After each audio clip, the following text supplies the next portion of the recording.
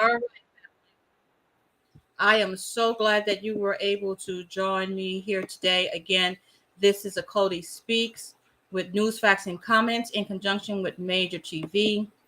We are here today to bring you an exclusive interview with our brother Commander Patrick Alexander of the Elmore Geronimo Pratt Gun Club. He's here to give us some updates on the case involving our brother um, Mark Lesure. He was assaulted by a Senatobia Police Chief last year, and we're here to just bring you some updates and ask some questions that all of us may have been wondering, like, what's going on with the case. Will the chief of police be charged with assault, and how's our brother working on his legal defense side? So these are the questions we're going to pose to our dear brother Commander Patrick Alexander with the Elmore Geronimo Pratt Gun Club. I'm gonna bring him in just in a few seconds. And once you guys do me a favor, hit the like button. We're on News, Facts, and Comments on YouTube, Cody Speaks on YouTube, and as well as Major TV. And I thank you for joining me wherever you are. Could have been anywhere else, but you're here today to get this update. So without further ado, let's go ahead and bring in Patrick to see what type of updates we have on our brother Mark Lesure. Okay, peace and blessings, my brother. How are you? Power and peace, sister. Black power to you. I'm great. I'm great. Great. I So guess. yes, you are great. And like I said, thank you again for joining me and to provide us with some updates on what's going on with our brother's case. Um, Go ahead and introduce yourself. Let everybody know who you are and how you got involved with our brother's case. Oh well. First of all, thank you for having me on, sister Achoti, right? That's Ach- correct. Achoti. Achoti. Cody. Appreciate you. Achoti. Appreciate you for having me on. I take it as an honor to be able to express to the nation the ongoings of what's been going on here in Mississippi. And I'm brother Patrick Alexander is my government name, but to the people here in Mississippi and all around the country, I'm known as brother Patrick Lumumba. So what's going on with our situation here in Senatobia, Mississippi? I'm in the northern part of Mississippi, about 2 hours north of Jackson, Mississippi. Jackson, Mississippi is centrally located in the state. Um, what's going on is that we have issue of police basically police terrorism is what we're dealing with, and it's state sponsored police terrorism. And in this particular case, one of our own, Commander Mark Lesure, was assaulted by the Senatobia Police Department. His home was unlawfully entered by the Senatobia Police Department, on which an assault pursued, as you all probably saw the video and seen for yourself. Now we're at the legal process right now of dealing with it from a legal perspective. We had our first court appearance just last Friday, where we had a continuance because we're going to try and push uh, some strong. We're going to push back hard with this right here, and the police. Most of us, the ones of us that deal with these type matters should know the police are very layered with protection. They layered with law protection, legal parameters, not lawful parameters, legal parameters that keep you from really delving into it, where these people can be incriminated for the things that they do. So it's very hard for us to peel those layers back legally. And also what's very hard, Sister Ochodi, is being able to find legally skilled black people that want to engage the process. You know, some of our best attorneys are not willing to engage the process when it comes to dealing with our prison system or our uh, criminal justice system, when it deals with the police. So we feel that we found a strong representative in the state of Mississippi that's willing to take this on. So right now we at the legal point where we dealing with it in the courts, but it's also a grassroots point that we want to deal with, and that deals with more what it is that we do with the Elmer Geronimo Pratt Gun Club, the Black Liberation Movement, Mississippi on the Move.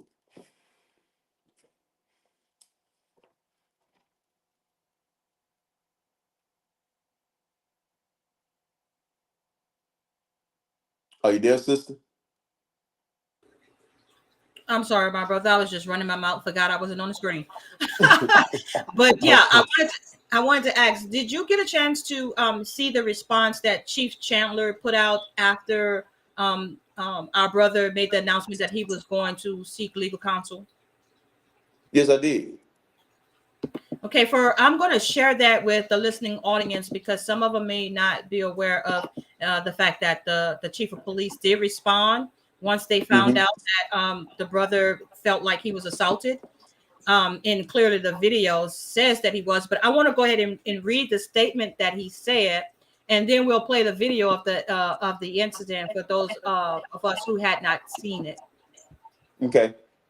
Okay, so this was the response from Police Chief Chandler. He's the individual accused of assaulting our brother in his own home. The chief of police said the Senatobia Police Department is aware of several false statements and portrayals of this incident. We are also aware of several threatening statements made towards our officers by individuals and groups. These will be investigated and prosecuted if warranted. We have no further comment at this time, said Chandler. Now, I'm going to say again, Chandler is the individual that's seen on camera assaulting our brother, and he went so far as to say that he's going to be investigating the individuals that are making threats towards them, any individual groups. Now, on a previous live, I did hear that I did hear Mark say that that police chief is familiar with him and knows who he is and what he does in the community. Is that correct? That's absolutely correct. And what people need to understand across the nation is that Mississippi is a state composed of a lot of small townships, Senatobia being one of those townships. And within these townships, everybody know everybody.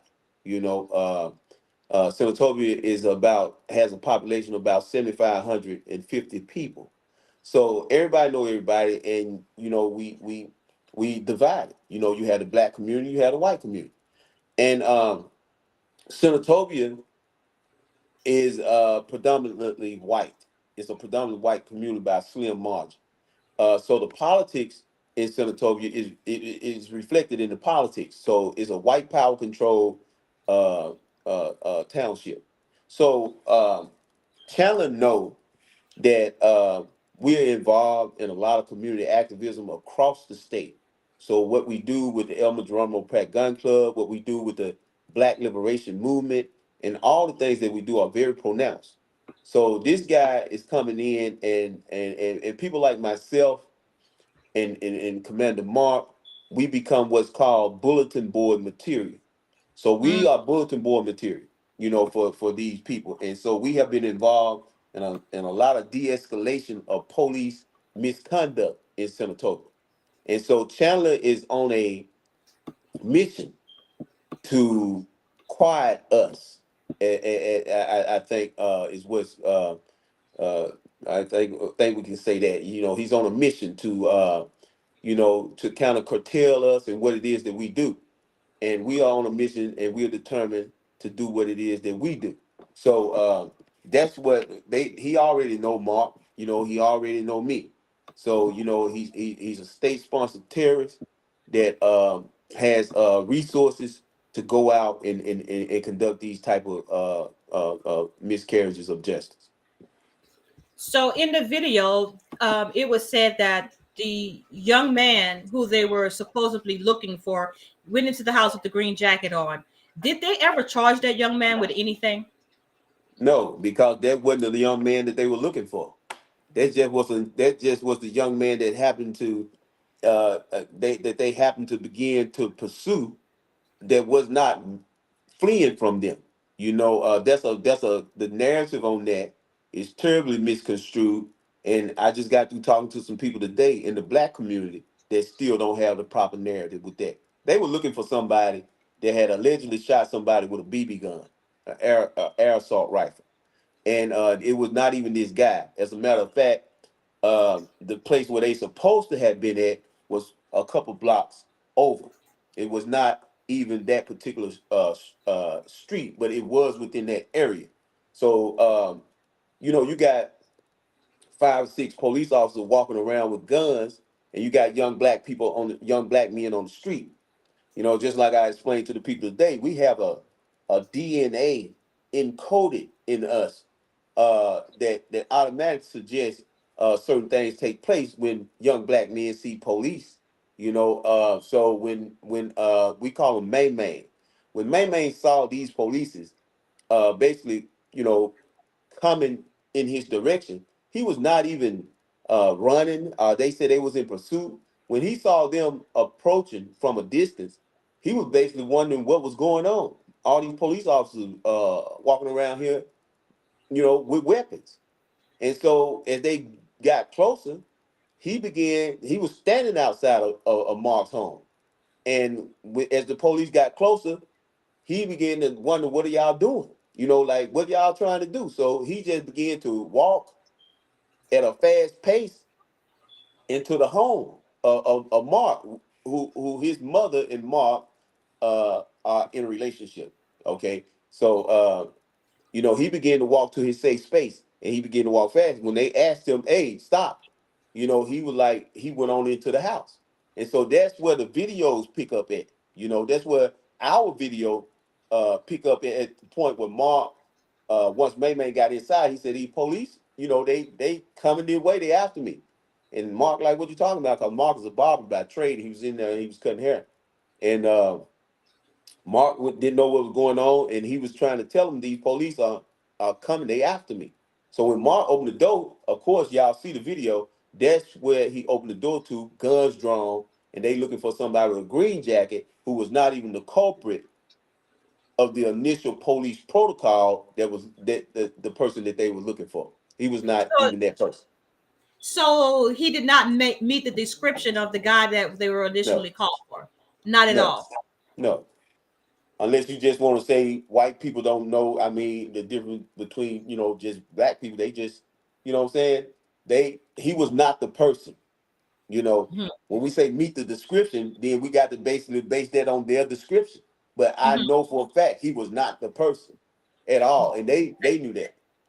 The reason why I was asking is because that police officer made it a point to say green jacket, you Hmm. know, and so Yeah. as if that was the description of the clothing that the individual who actually fired the BB gun. I thought that that's what he was wearing. You know what I mean? No. So are they aware that that was Mark's home? Like, do they Of know course. that Yes. Mark Yes. lived there? Yes. Uh, Yes. We have had instances where me and Mark had to basically calm situation, like de-escalate situation that they create in that community. As a matter of fact, when I came on the scene to this incident, I was called to say that I need to hurry up and get there. So, well, when I got there, it was already crime scene tape around Mark's home. And the onlookers, the people in the community were telling me, "We glad you're here, we glad you're here." So I'm saying what happened. So I hear all these accounts of what happened, which basically corroborated everybody's who was looking on, their version of what took place. It was a little different, but everybody was basically saying the same thing. But so I beckoned for Chandler, the chief of police, without me even seeing the end of the video, because I didn't see Mark, I didn't see other brothers organized with us, RV. I didn't see him either. So I began to ask about them. They said that Mark was in the police car and RV was also in the police car. So I beckoned for Chandler, who was on the scene. The chief of police was on the scene at the time. I beckoned for him, and I asked him to come because I'm the one that's going to make the public statement on this, and I need your account on what took place. Well, he kind of brushed me off because he already know who I am and who I represent, what I represent. So he kind of brushed me off because he didn't want to show any type of honoring my request. He wanted to show that he's the alpha dog and that he don't have to honor request. So I begged for him at least 3 times before he even uh, responded to me to come and talk to me from a distance. And he began to tell me, uh, that this was a crime-ridden community, which it is not. And I told him, I responded to him, I said, no, Chandler. I said, this is an impoverished community of people who love each other. You want to paint the narrative that this is a crime-ridden community to substantiate your injustice. So I'm not going to have court in the street. I'm not asking you to have court in the street. I'm asking you to be transparent and tell me what happened. Because at this point in time, I don't even know that Mark had been assaulted. You know, people were saying that, Mark and the police got into a tussle. You know what I'm saying? It wasn't until I actually saw the video, actually having conversation with Mark after they took him away, um, that I actually knew what happened. But it wasn't until I seen the video that I had a visual of what happened. You know what I'm saying? So, which made it all clear. But what the point that I'm trying to make is that it's been issues in this community that they are trying to label crime-ridden communities to substantiate the overfunded budget, where they utilizing 40% of this town's budget, which is a ridiculous amount of money. What crime is not even being committed at a rate to substantiate that type of spending of a budget. It's not even happening like that. So they basically creating these narratives as they did with their video, with their version of the video. Okay, so let's go ahead and play that video for the listening audience. Which So one that are you going to play? Which one are the you one playing? the one that you played on Vaughn. Okay. Vaughn TV. Yeah. Gotcha. Okay. All right.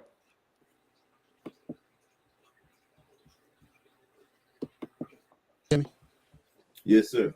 Okay. All right. Here we go. Go. So you know how we. Now all you gotta do is talk to us. Get your hand off your motherfucking gun. And then this man said he got his hands on his gun. No, What y'all I finna like shoot this us? shit. Calm down, dog. Everybody that comes over here runs in the house. Ain't nobody. You cool, man. What the hell you doing that for?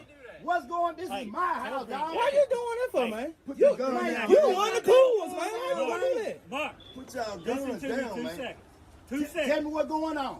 Where's Green Jacket? I know he ran in there. Don't play games. Man, hey, what is a green jacket? Wasn't happening. Green Jacket, white pants. Tell them to come out here. We'll put them up. Hey, bring your ass out here. What the hell going on? Come here. Come here. We can see what's going on. Come see what's going on. See what they want with you. We gonna see what's going on. Shit. Do that crazy shit. Now see what he want. Man, y'all put these guns down, man. He's a child. Goddamn child. No, don't Wait. go back No. in. What you got going on? Come back in here. Hold on. He's a child. Hey, he's a child.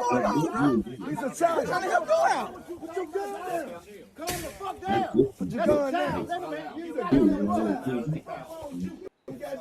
man. Come out of the house. Now what? You act like an adult. Hey man, you ain't supposed to go in, man. Hold up, man. Hey, come up out of my house, bro. Come up out of my house. Hey man, back up. Hey.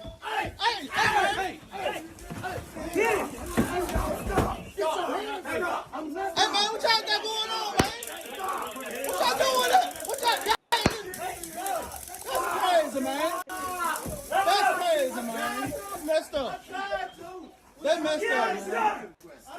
That's messed up, man. That's messed up, man. Go. Okay, so who's the gentleman that's on the ground outside? That's the RV. That's why the was other brother. Why was he told to get on the ground like that? Well, basically, at that point, they was telling anybody that seemed to pose some type of resistance to them doing what they were doing, they was putting them on the ground. Okay, so once the young man came out, the one who had on the light green jacket, once he came out, You didn't see a green jacket. no, it wasn't. that- it that- wasn't that like was- it wasn't. No. Yeah, see, this is what I'm saying, Choti. He wasn't even wearing a green jacket. Okay. And I had to go back and look at that as well. And if we go back and look at the video, we'll see that he wasn't even wearing a green jacket. And that begins to explain to people how wrong these people can be and still implement this type of terror on people, how they can misconstrue and create lies to substantiate this overuse of force that they're utilizing. Play the video back because I didn't see a green jacket. Okay, so I'm playing the video now without the sound. Okay. Okay, And I heard that this police officer here called you by name. of course. Call Mark by name. Yeah, that's Perret. That's Officer Perret. Yeah. So, like I said, it's a close knit community. This guy right here, live right in the community in a community here. The officer on the side of the house that's pointing the gun, that's calling Mark by name. So they are very familiar with each other. Of course, all those officers that you Yeah. see know exactly where they at. You know, and this type of force. Look how they walking down with the guns. Look how they stalking. You know, just look at that.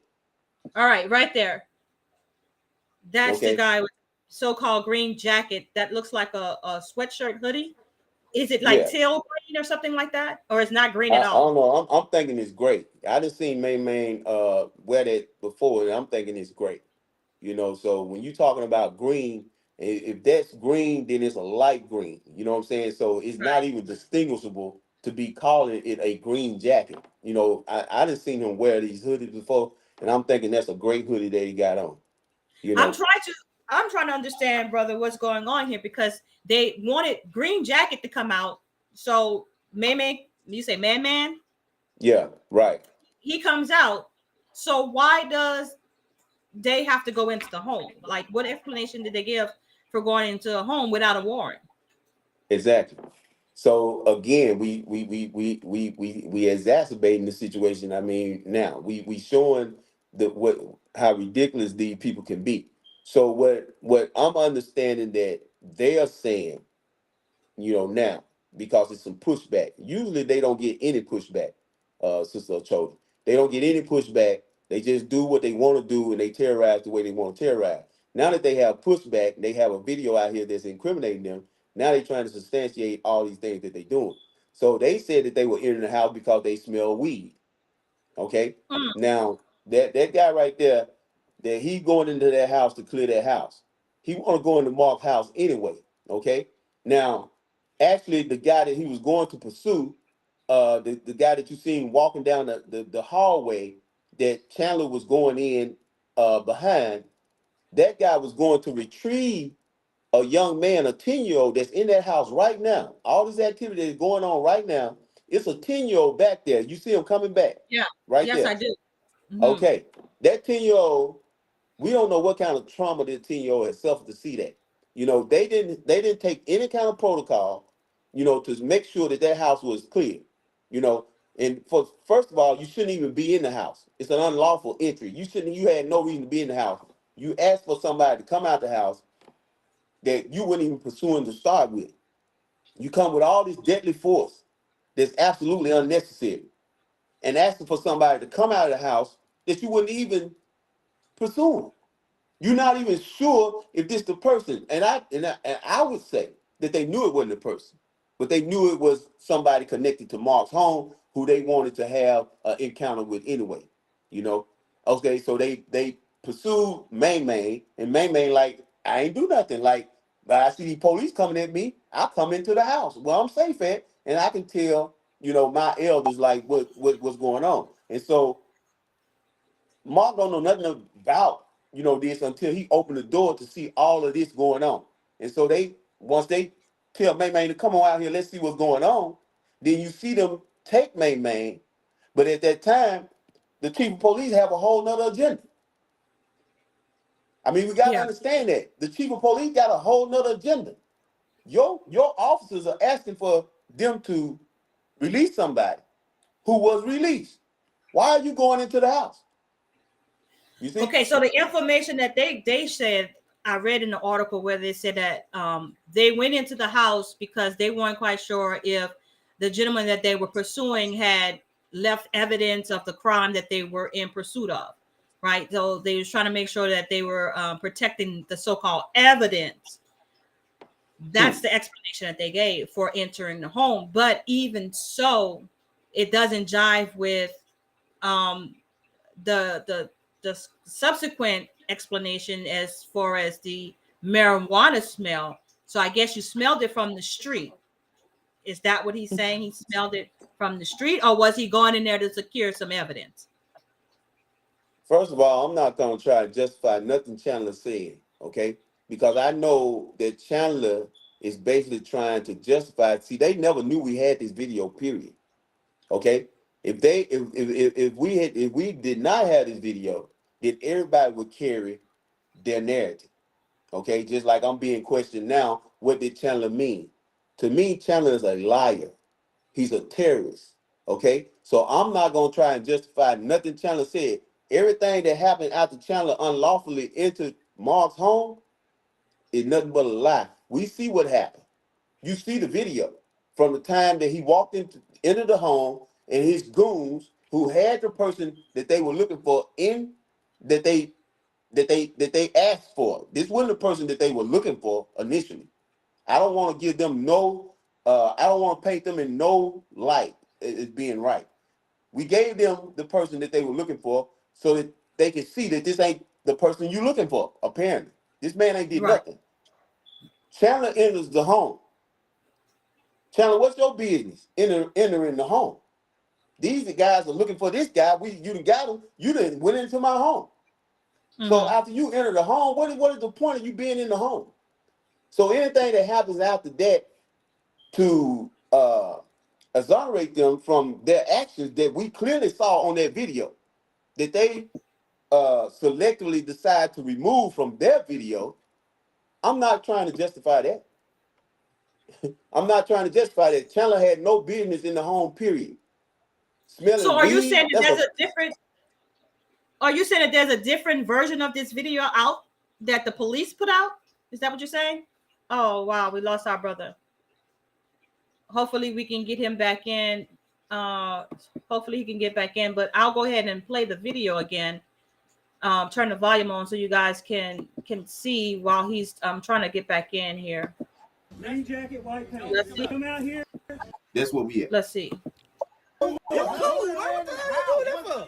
What's going? This is my house, dog. Why you doing that for, man? Put your gun down. You one of the cool ones, man. Why you doing that? Mark, Put y'all listen guns to me down, 2 man. seconds. 2 seconds. Tell me what's going on. Where's green jacket? I know he ran in there. Don't play games. Man, hey, what is a green jacket? Wasn't happening. Green jacket, white pants. Tell him to come out here. We'll put him up. Hey, bring your ass out here. What the hell going on? Come here. Come here. We can see what's going on. Come see what's going on. See what's on with you. We gonna see what's going on. Shit. Do that crazy shit. Now see what you want, man. Y'all put these guns down, man. He's a child. Goddamn child. No, don't. Wait. No. What you got going on? Come back here. Hold on. He's a child. Hey, he's a child. He's a child. Trying to help you out. Put your gun down. Calm the fuck down. Put your gun down. Come out of the house. For those of y'all who joining us for watching the video of the police encounter, that's Mark Lesure in the black shirt, and the gentleman in the khaki pants. That's the chief of police that you just witnessed assault Mark Lesure in his own home. Hopefully, our brother Patrick will be able to come back in. Excuse me. That's messed up. But Patrick brought up a very important point. That's messed up. They were trying to clear the home. Well, can I say something before we Yes, sir. say something? Listen, man. Excuse me, got a tickle in my throat. So they were so-called trying to clear the home. So here's Patrick coming back in. Great. Okay, can you see and hear me? Yes, I can see and hear you now. Yes. Okay, all right. I'm sorry about that. I don't know what happened just then. That's okay. But you were explaining how Chandler knew exactly who Mark was and how he entered into the home. So you were saying you weren't trying to give them no kind of pass on their activity? No, I'm not. You know, because I know how powerful media is. You know, it's kind of like Malcolm X said. Well, it's not kind of like Malcolm said. It's exactly like Malcolm said, that the media has the ability to paint the victim, you know, the culprit, and the culprit the victim. You know, and at this point, you know, you see him right there. That's a nice picture. You see him giving him an award. You know, they reward this type of terrorism. You know, and for all corroborated all intended purposes, this guy basically had the whole Senatobia administration afraid of him. You know, the mayor and the board of aldermen and the people who were responsible for him hiring him, you know, afraid of him. They giving him awards. You know, after he committed this act of terrorism, he was given a raise. They got a pay raise. You know what I'm saying? So we talking about total abuse of power here. You know what I'm saying? When it comes to, you know, injustice against black people, you know, here in this town, you know what I'm saying? We talking this the same racist police. I don't know whether you caught the story, but it's the same racist police that made the call to arrest a 10-year-old for public urination, you know? So we dealing with a systemic situation here. Yeah. And so, yes, I am familiar with that. I am familiar with that story about the 10-year-old that was arrested and sent to jail as well. You mentioned, you mentioned something earlier about Senatobia not being a crime-ridden city, right? As the police chief wanted all of us Right. to believe. So I went and I did the police scorecard, and in Senatobia, their scorecard is 40. And the reason why their scorecard is 40 is because you can see here that they did not complete any of the survey that would give them a grade. So when we're talking about when we're talking about excessive use of force, we have no idea of how they're ranking because they haven't submitted any statistics for these individuals to rank them, right? And so same thing with discrimination complaints. There are no complaints on record that they could go to try to give them a rating. And so you can see here, all of this is incomplete, and that's why they have a score of 40. So obviously something is going on in that community or with that police department that they're trying to hide. So would you consider, when the police say that this is a crime-ridden city, what types of crimes typically take place in Senatobia? Are they violent crimes? Are they petty theft crimes? What type of crimes are you with? Listen. I'm telling you. I was raised here. You know, I graduated high school here. I attended junior college here in this town, and through all that experience and being in Senatobia, I will not say at all that this is a city that's plagued with crime. Okay, this is not a city that's plagued with crime. Okay, this is a city that has a substantial black population that probably a little less than half of those black people probably live below the poverty line. Okay, but that don't make them criminals. You see what I'm saying? Now you may have something that happened here, you know, where somebody might broke into the liquor store or something, you know, every now and then. You don't have murder here. You don't have robbing here. You don't have rape, the major crime that we consider crime. You don't have that here. Like I told Chandler to his face, and he know this. You know, I told him to point to the crime that you're talking about. And if you'll notice in that video, Mark has a bus parked beside his house. He has a bus that was parked beside his house that actually is a food truck. And we worked extensively to turn that into a food truck because Mark is a health food enthusiast. Mark is basically vegan. So he used that bus to serve health food from.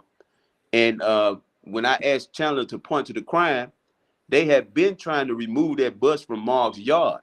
It's not just a junk bus that's sitting around like they want to have people think or have the city to think. It's you wanting to destroy Mark's business of health food enthusiasts, you know, health food chef in the community. So when I asked him to point to the crime that you're talking about, because this is an impoverished community of people who love each other, but it ain't no crime-ridden community, Chandler. He started to point at Mark's bus being parked in the yard and people's cars being parked in their yards. I told him, I said, those are not crime. Those are violations against city ordinances that been put in place, but those are not crimes, man. You don't have a reason to come over here pointing your guns. You have no reason. Look at all that force that they use. Imagine a man just opening his door to that. Are you even opening your door to that? And we know these people. That's why you hear the language so strong when Mark said, put your motherfucking guns away. We know who we talking to. Perret, I can say the same way he said Mark's name. Mark could have said, hey, Perret, put your gun down, man. What you doing? But see, and that's the thing people need to see. You know, when we get these people narrative and these people start to say things and they have been endowed with this power and then they back with taxpaying money because, like I said, this town is almost 50% black. So a lot of the tax money that's going into the 40% budget, funded budget of the police is paid by black people. So just in a community meeting that we just had, Sister Ochoda, I was telling black people, I'm gonna be critical with this. The tasers that tase Mark, we paid half on that. We got half on that. Okay. The court system that's taking us that they taking us through, we got half on that. You know, look at the force that this man uses. He's not looking at those children coming out there, don't know what the hell going on. That's Kenzaki Jones, my cousin, that was sitting there. He's a school teacher going back there to get a young 10-year-old black boy that don't know what's going on. And now his barber is engaged in a whole fight with the police department. Black people need to wake up. And it ain't just in Mississippi that we got to wake up. We got to wake up, period. Because we are in minimal security just living.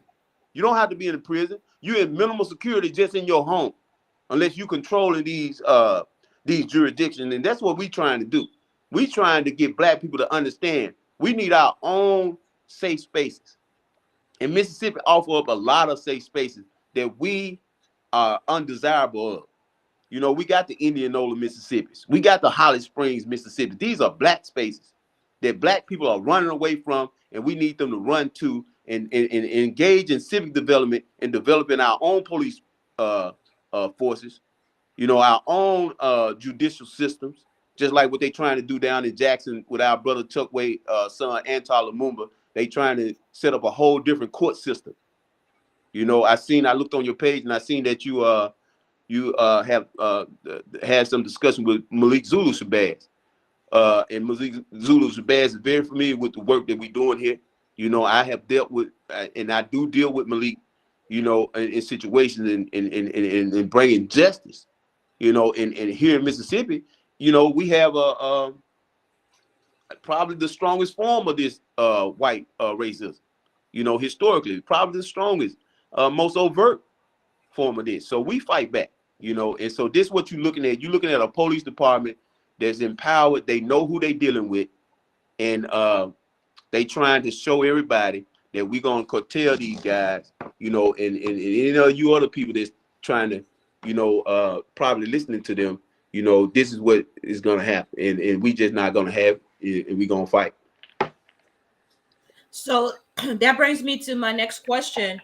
What prompted you to go ahead and put out that public service announcement that I seen on Facebook? Was it the lack of accountability that they showed towards the incident, warning the people about, you know, you posted, I'm trying to pull up that post where you posted about it was like a public service announcement, actually. Yeah. Warning people of Senatobia, and also you had a message for the police department as well. So what prompted you to go ahead and post that to Facebook? Just waking up every morning dealing with the gravity, you know, what we dealing with. You know, I'm constantly in the face of the black community. You know, we got a strong problem in Mississippi, but not only in Mississippi, across the nation. When I look at it, we got a strong problem with capitulated black leadership. You know, our leaders are not strong enough. You know, in this situation and in situations abroad, we got to have stronger leadership. When I say that from the pulpit to City Hall and everything in between. We got to have stronger, identifiable black leadership. We losing our humanity. We don't have a political representation of Black humanity. We don't have an economic representation of Black humanity. We don't have an educational representation of Black humanity. We got to get that going. You know, so in that post, you hearing frustration, you hearing a petition to Black people, you know, to galvanize and come together and have some courage.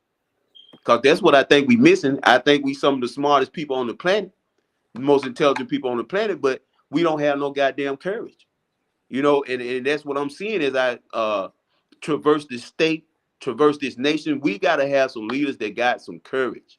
You know, and I even asked the white people, you know, who I'm not concerned with, you know, because it's not going to factor one way or another, you know, for our well-being or situation, what they think, because they haven't proved that they're going to do anything against those of them who have power. As a matter of fact, right out there on that scene, I had a conversation with Perret and the officer Perret, and I called him to the side, and he know me. And he said, man, everything you talk about is racial. I said, everything is racial. And in my understanding, the critical understanding, this is a racial incident right here. And I don't see nothing that y'all do in the Black community that's not racial. Okay? So he began to explain to me, you know, that he's not racist. I said, well, you don't have no power. Now, if you was over here making the decisions, then we could talk. But you here responding to a decision being made by a racist. So I don't know what you are.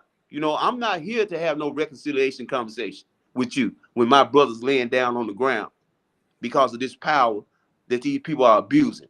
When my brother's going to jail, my brother got a bond out at $17,000 bond, and he didn't assault nobody. He wasn't resisting no arrest. And y'all able to tell these audacious lies, and they be upheld legally. Legal don't mean lawful. Black people need to understand that. Legal don't mean lawful. Slavery was legal. So we got to get our thing together, you know. So that what you seen in that post, Sister Chody, was me waking up every day since December 7th, which is when this incident happened to our brother, and trying to figure out how to get our people to do more than just talk about this. You know, I got you see my daughter left out of here, you know what I'm saying? She's just 4 years old, you know, and I got to think about I'm quite a bit older than she is. You know, my youngest child prior to her is 26 years old. You know what I'm saying? So she just happened, you know, and I like to think that the universe gave her to me, you know, to put in perspective what it is that I've been doing for 25 years, which is fighting for Black liberation. You know, so now I got to provide a future for her, and I don't want to leave here knowing that white men can come through the threshold of your home and do whatever they want to do. That's what we're looking at. And here we is straining, trying to be articulate, trying to complicate the issue. It is what it is.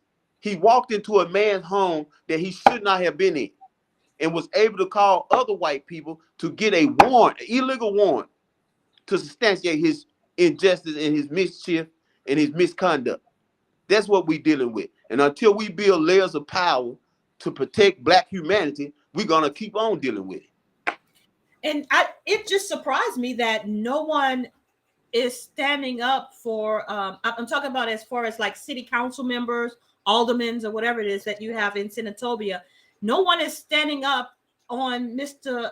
Lesure's side. It is obvious. Anyone can see that the chief of police assaulted this man. Like, even if, let's just say it wasn't even in his house. Dude, he just walked up to him and grabbed him by the neck. Is that not assault? Like, and then, like I said, I had a hard time even finding a picture of this guy. Like, really, like I had to search for a picture of the chief of police. And then he puts out this statement that's almost a threat to say that if you guys keep on pursuing, talking about his assault upon Mark Lesure, that he's going to start investigating you all. So my question to you, my brother, is who's investigating him? Because just like our follower in the chat, Willie Williams, said, now is the time to let the feds do their job, contact the Department of Justice. So is Mr. Lesure having any thoughts on going that route, pursuing that route, going straight to the Department of Justice? Because it seems like the DA and the prosecuting attorneys, they're not going to press charges against the chief of police. Yeah, listen, we have dealt with the DOJ. You know what I'm saying? The DOJ basically come to Mississippi and ask white folk questions about why did they do certain things. And then white people tell them basically, well, because we can. And then they just hightail it on back to Washington, D.C. That's what basically happened. This ain't the first incident, that has happened. So, we have gotten to a point, Sister Chody, in all my experience in dealing, with what I consider an extreme level of liberation. We have gotten to a point as a people of rugged individualism. We don't have a cohesive, collective mentality about ourselves as black people and having a humanity as black people. When these things happen to us, when I'm talking to people, I'm hearing people speak from an individual perspective. We were the ones out there on the forefront with young Quintavious Easton. I know Quintavious Easton's mom real well. We friends, and I'm talking about the young 10-year-old. When I began, that was arrested and put in a police car and put into a jail cell for peeing on the ground outside. Okay, when I went to black leadership, preachers, some of our black politicians, they began to craft reasons to avoid engaging the situation. You know what I'm saying? And that's a frustration there. You can't fight a situation if people are afraid.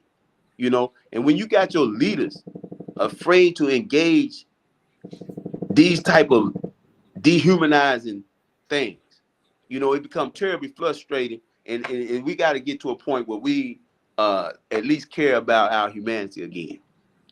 John Henry Clark, he said that history is a set of circumstances and events that's going to continue to happen the way that they happen until you decide to change them.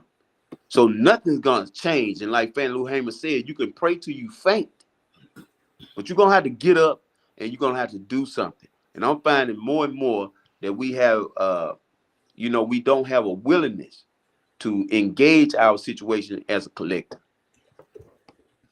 Well, brother, you just said a mouthful, and you are absolutely correct. We keep saying over and over and over again that we need to come together. We need to come together. When are we going to come together? Because it seems like they, when I say they, I mean the race soldiers, bad actors in law enforcement, they seem like they have their marching orders. And it seems like their marching orders is to deny us any type of rights as in regards to being a citizen. So to me, it's like we have to operate under that auspice that, we really don't have no rights. So if we understand that, how are we going to come together to protect ourselves? Because even though law enforcement is supposed to be here to protect and serve, it seems like they're not protecting us, and they damn sure don't want to serve us. Right. So with that being said, how can we out here, in the listening audience, how can we help Mr. Lesure? Does he have a GoFundMe or a Cash App that we could drop some duckies on to help him? We have a Cash App that we're using. We've been using for a while. And people who support us across the nation. It's $BLMMS. That's Black Liberation Movement, Mississippi. That's $BLMMS. And that helps us with the legal fees that we have to occur, in dealing with, the situation from a legal standpoint. I mean, for real, until you start to try and navigate this court system and really see how layered and protected this level of state-sponsored terrorism is. I mean, we've been dealing with a lot of situations here in Mississippi. The Jaheim McMillan situation down in Gulfport, Mississippi, where Officer Nassar shot him point blank in the head in front of the dollar store down there in Gulfport, Mississippi. We've been active, the Elmer Drummond Pratt Black Liberation Movement, been active ever since. And his mother, Katrina Mateen, we stay in contact with her. But these people are protected by qualified immunity. And it seems like when these officers kill black people, that they get rewarded and promoted. These people are getting promoted after they kill black people. So what is that saying? We dealing with the situation with Rasheem Carter. the young brother down in Taylorsville, Mississippi. That body was cut all up. You know what I'm saying? And we have to respond to these things with no funds. You know, we got Nick Bezel, our national founder and commander, out of Austin, Texas, right there. You know, that's where we headquartered out of. You know, they have to come all the way to Mississippi and other places to respond to these issues. You know what I'm saying? So we are grossly underfunded, you know, when it comes to fighting. We don't have too many legal people because, you know, our people like Ben Crump, they only taking the slam dunks. You know, they only taking the cases that are slam dunk cases. They not taking the cases that you're going to have to peel the layers of white supremacy back, you know, to try and you're going to have to litigate. They're going to be the long protracted fights. They not taking those. You know, they taking the Tyree Nichols, you know, situations and things like that, the slam dunks. But where these white people are protected by qualified immunity and all these different things, you know, we don't have legal people that's willing to fight for the humanity of black people. You know what I'm saying? And that's where I see it. I see it like us fighting for our humanity and identifying with our blackness and stating to the world that, you know, we going to be a people that's going to be respected. And, you know, and even Mark, and I speak for Mark right now. Mark not looking for a lawsuit. Mark not looking for $7, $8, $9, $10 million. You know, we done got to a point now we think that's the answer to the problem. That ain't the answer to the problem. You know, Mark wants Chandler to go to jail. He wants Chandler to be punished. You understand what I'm saying? We done got to a point we don't even know what justice is no more. We think justice is giving us our own money. When you sue these people and you do get some money behind this stuff, it's taxpayer money. It don't stop Chandler from eating one day. Right. When you sue for this money. You understand? People need to understand that. And anybody that's listening, you need to understand that. At some point, we gotta look for justice, like Neely Fuller Jr. has taught us in the compensatory codes. He taught us we gotta set up a system of justice. We operate on a system of injustice so grotesquely till we think it's normal. And it's not. You know, and I don't want that little girl that just left out of here to go up in a world where her blackness is vilified. And she, you know, I need her to have some power and some control, you know, over her life. So, you know, that's why we fight, Sister Cho. And I'm so glad that you said that, because most times people say, well, oh, they won the civil suit, and then the cops that's involved in these crimes, they get little time or no time. They're acquitted, fully acquitted. But then they want us to be satisfied with the family just receiving a civil suit. So I am definitely with you. I believe, like, yeah, Chief Chandler should go to jail, but I'm thinking, who's going to press charges? Who's going to arrest him?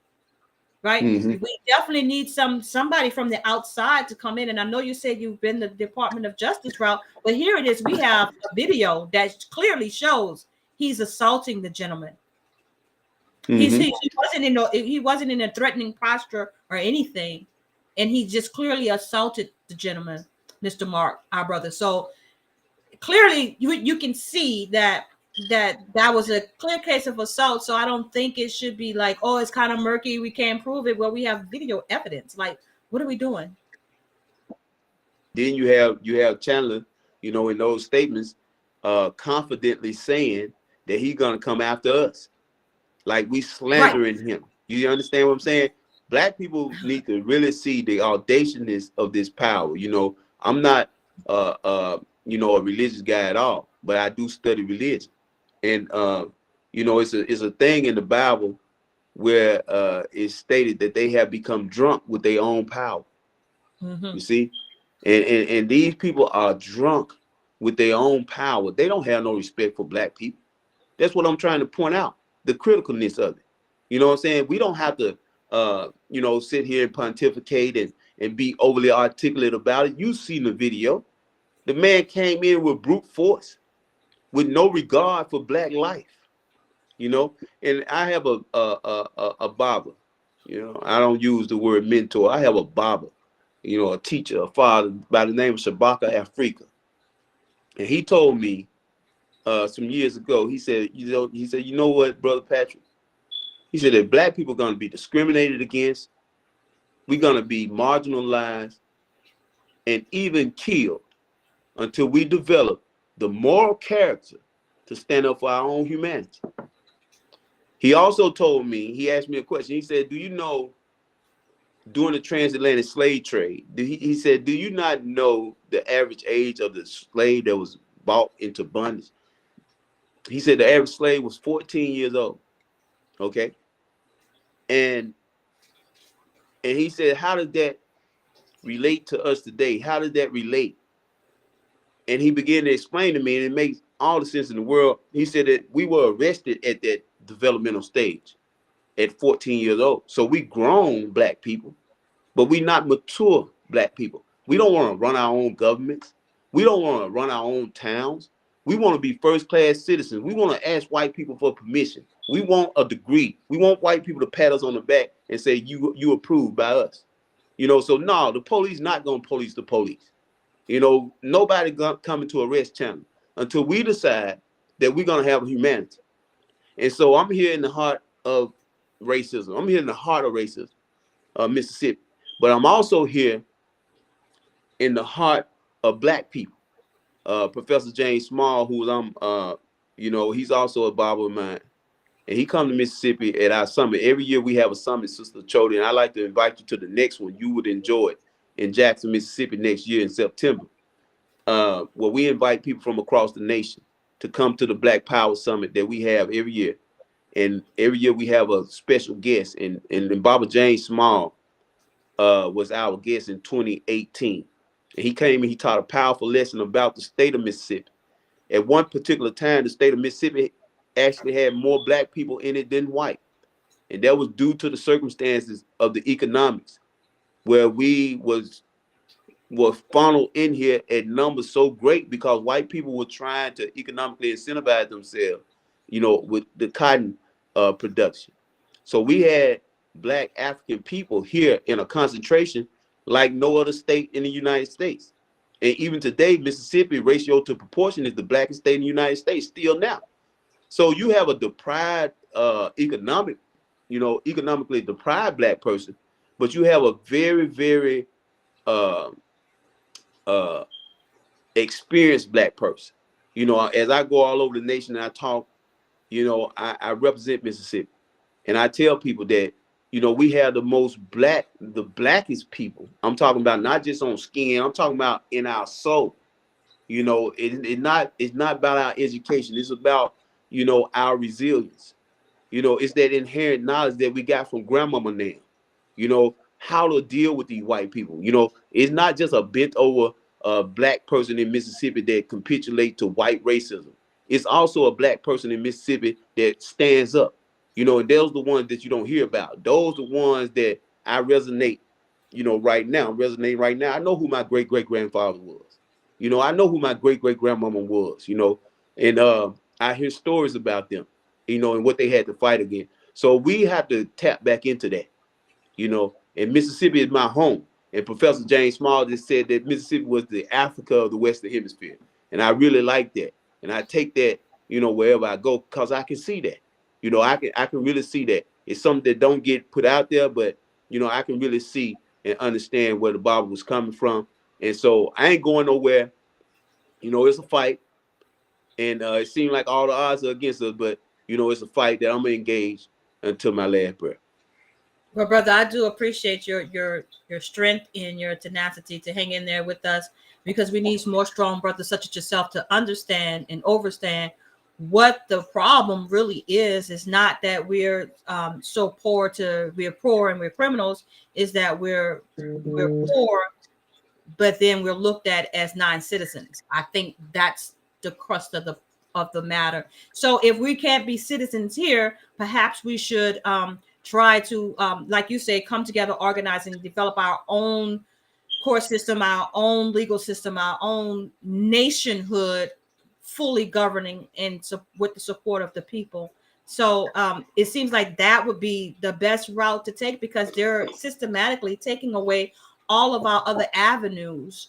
Community policing is now being challenged right now with the congressional bill that's making its way to the floor to be voted on with the support of both Republicans and Democrats. They want to definitely take away your ability to community police yourself as well as your ability to stand your ground and show self-defense in the face of a tyrannical government. So yeah, that's what we have on the menu, folks. If everybody out there listening to me, we do have to come together and decide how we want to be governed and who we want to be governed by, and decide, like the brother said, we're missing our leaders. Our leaders are missing in action. So you have to lead yourself, take along, you and your family, come along and join the Black Power movement, because guess what? We all we have, and nobody else is coming to save us. So we have to save each other, save ourselves. So my brother, I don't want to hold you too much longer. I know that, you probably have some other things to attend to, but I do want to say thank you so much for giving us clarity on this. When I read the threat from the chief of police, I knew exactly that he was targeting Elmore Geronimo Pratt Gun Club. And I just want to tell you, don't be, of Well, course, he I know, know don't be he know we afraid. ain't going nowhere. If he did Yeah. his due diligence, he know we not going nowhere. So we just organizing to the point where we're gonna be able to step to him. So ain't nobody going nowhere. Right. So yeah, just keep in touch. Let us know. I will keep my ear to the ground to find out latest developments. Hit me up, DM, let me know that he has secured. You said he did secure counsel, right? Yes. And so he's going to be filing probably a civil suit on that end.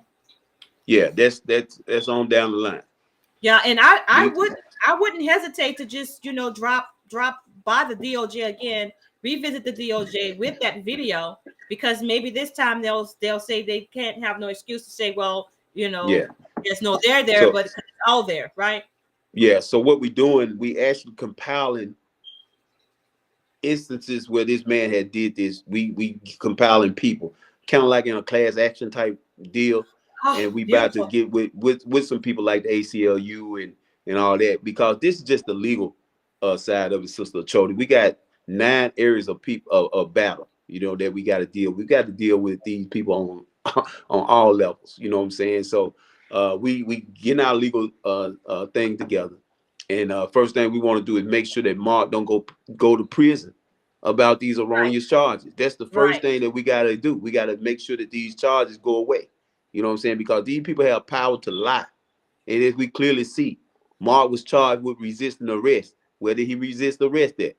Mark was charged with assaulting police officers. Where in the hell did he assault a police officer? So when they can be that audaciously wrong, but at the same time have you across the barrel, and if we didn't have that video, then what would we have? You see what I'm saying? Exactly. So first thing is making sure our brother don't go to prison because somebody got power and can lie and send him to prison for that. So that's what we concentrating on right now. These charges go away, and we gonna start, doing what it is that we need to do, to establish justice. And so we all know, everyone knows that the chief of police is, I guess, selected by the mayor or The something board of like aldermen, that. right? But they're not elected, correct? They're not elected officials. No, the chief of police is appointed by the board and hired by the board. And when you say board, that's like a city council, correct? That's the city council, right? Okay, roger that. So yeah, so definitely members of Senatobia City, y'all need to be up in the city hall or whatever, definitely saying that this guy needs to resign. He needs to resign, and so he could be held accountable for his actions. And it seems like to me, Senatobia Police Department is gone rogue. A lot of bad actors. It's not just a few, but I did see like there's some of us that's on that police department. So it's just baffling to me how we can still be in a position where we have to work with these type of people, knowing that your boss just assaulted my brother is disturbing. I don't think I could do my job. Yeah. Yeah. So that's what we're dealing with. So I appreciate you. One last word, my brother, that you want to share with the listening audience. No, I would just conclude. All across this nation. I got people coming in, activists coming in to Mississippi because, the work that we've been doing and putting in, and not running from this fight. Mississippi is a very, very critical place. You know, it's something that got to be proven right here in Mississippi. Some of you or your listener may know of the great white writer by the name of Richard Faulkner that writes here from Mississippi. He wrote something about Mississippi that I think is very interesting. He said, if you want to understand how the world works, first understand how Mississippi works.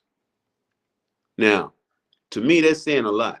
You know, I watched, these white people since I began to study the system of white supremacy.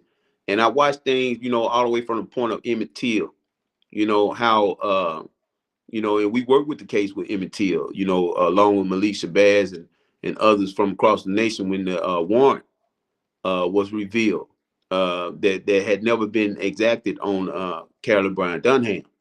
And we actually worked to get that warrant executed, and we couldn't get that done because of layers that protect white humanity.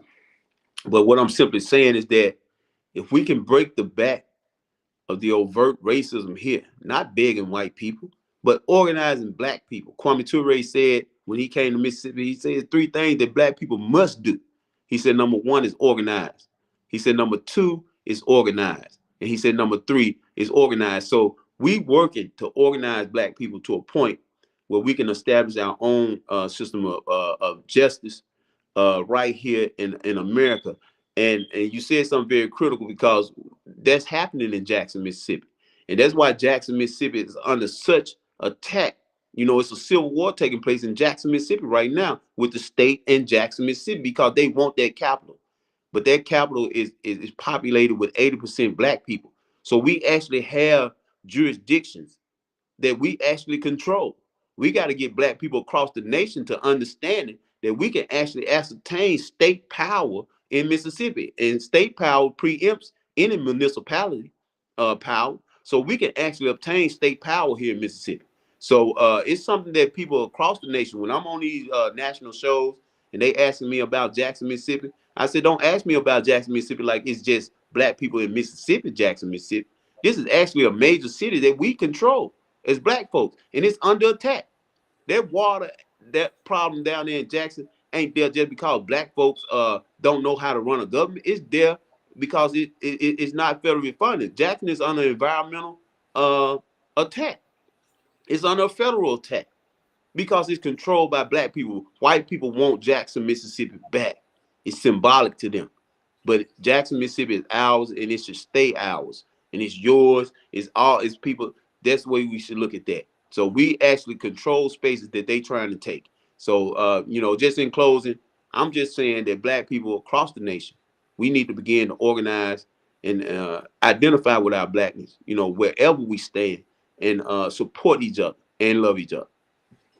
Okay, so in other words, what I'm hearing from you is that we can safely say that you support Brother Ramzu Yunus's effort, and also Afro-Descendant Nation's effort, along with Malik Zulu Shabazz, that effort to get reparations and for us to exercise our right to self-determination. You are familiar with that movement, right?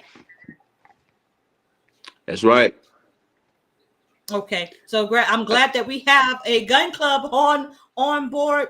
Check down, we could check you guys off that list. So again, my brother, I applaud you for the efforts that you're doing, waking our people up. I want to invite you to Concerned Voices podcast. That's a podcast that Brother Major and I have started, that's going to go out not just on this YouTube platforms, not just on Facebook, but we're getting on Spotify and Apple Podcasts and all of those other podcasting avenues. So we definitely want to work with you and get you back on to bring us more updates on our brother's story and any other movements that's going on in Jackson, Mississippi, because Jackson, Mississippi may be that model city or that model state that we all can take some lessons learned from, because you're like I always say, Sister Chody, Mississippi don't have to be your place, but it can be your base.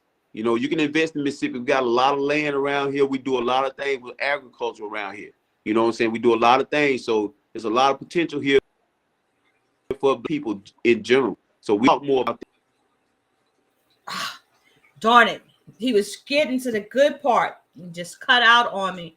But yes, Jackson, Mississippi is a place where our brother Ramsey units went down to just last year and began to put in place what we call the Republic of Jackson, Mississippi. This is where individuals that live in Jackson, Mississippi take control of their own government, the city council and the police department and things of that nature. However, it was a mad dash to suppress this brother in his efforts. And unfortunately, because the individuals in Jackson, Mississippi are so impoverished, some of them couldn't even afford to get to the location where they were having the rally. So I am so looking forward for the safe return of our brother Ramzu. And perhaps, once he sees, I'm going to send this to him. Once he sees this, maybe he'll come back to Jackson, Mississippi and continue to pick up where he left off with helping our people there in Jackson, Mississippi. Since we have been verified again from our brother that we are close to the majority in that state. That's a state that you definitely can take control of. We just have to have the right individuals to step up to the plate, to be the leaders, to bring forth their individual talents to help us achieve true self-determination. And then the reparations, we'll get that automatically once we're in control. So again, I want you guys to pay attention to this story, the story of Mark Lesure. He was assaulted by Senatobia Police Chief of Police, and he has not admitted to it or acknowledged it. As a matter of fact, he in turn sent out a threat to the Elmore Geronimo Pratt Gun Club, stating that we're aware of these allegations and threats against the police department, which I don't think they threatened him at all. But he said, and he's threatening them with investigation. So let's keep our eye on this story pertaining to our brother, and make sure that that you spread this video and let everyone know about this, because the media, the mass media, is definitely trying to keep this under wraps. Like I said, I had a hard time finding a picture of the police chief. And also, I had a hard time, they're not really saying Mark Lesure's name, right? So they want to keep this under wraps. They don't want this to gain traction, but it's up to us to put the spotlight on stories such as these, so that we can get some type of justice. We're going to keep our brother in prayers. Hit the Cash App, man. Hit the Cash App, $BLMMS, to help Mark Lesure in his fight to get legal, obtain legal funds so that he can fight this. We want to see Mr. Police Chief Richard Chandler behind bars, and we also want to give the citizens in Senatobia some relief from the oppressive police department that they have there. So I did mention Concerned Voices podcast. That's a new podcast that we just started. All of you who are listening to my voice right now, if you would do me a favor and go over to Concerned Voices podcast, CVP, on YouTube, and just hit the subscribe notification, and also subscribe, hit the notification bell, and stay tuned for our next podcast that's coming up to be premiered on tomorrow. So and I think that would be something interesting for y'all to take a listen to. We're discussing Black mental health on the podcast tomorrow. So make sure that you guys go on over to YouTube and subscribe to Concerned Voices podcast. I would greatly appreciate it. And also tune in on tomorrow night at 7 p.m. We're going to premiere the podcast concerning Black mental health. And with that being said, I want to thank everyone that tuned in now in the chat. Shout out to Miss Willa Williams that's in the chat there. Shout out to everyone. Nathaniel came through. Hayward McCullough came through. Thank you all for coming through. Listen, folks, the brother is absolutely right. We have to come together. We have to stick together, and we have to rally around stories such as this and make noises so that it's not just swept under the rug. I'm going to keep in touch with Patrick to make sure that that I can bring you updates on Mark Lesure's case and his fight to bring Chief of Police Chandler down. That is my wish, and I'm going to stay steadfast on following this case. And so, with that being said, like I said, thank you all for joining me. I'm Akoti Tamar with Akoti Speaks, news, facts, and comments in conjunction with Major TV. As usual, love you all with the love of Yahuwah. Take care of yourself and each other. And with that, I'm going to go ahead and say thank you for watching, and I'll see you guys on the next podcast. And shalom.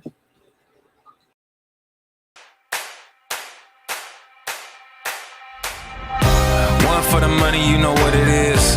Two for the show, yeah, we shut it down. Three, just to make sure you ready. Four, let them know that we run this town. One for the money, you know what it is. Two for the show, yeah, we shut it down. Three, just to make sure you ready.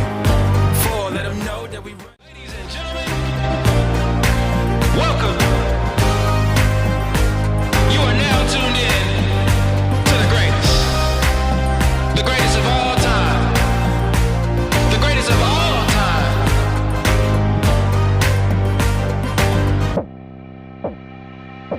I'm gonna be better. I'm gonna be I'm gonna be better. I'm gonna be better. I'm gonna be better. I'm gonna be I'm gonna be better. I'm gonna be better. One for the money, you know what it is. Two for the show, yeah, we shut it down. Three, just to make sure you ready. Four, let them know that we run this town. One for the money, you know what it is. Two for the show, yeah, we shut it down. Three, just to make sure you ready.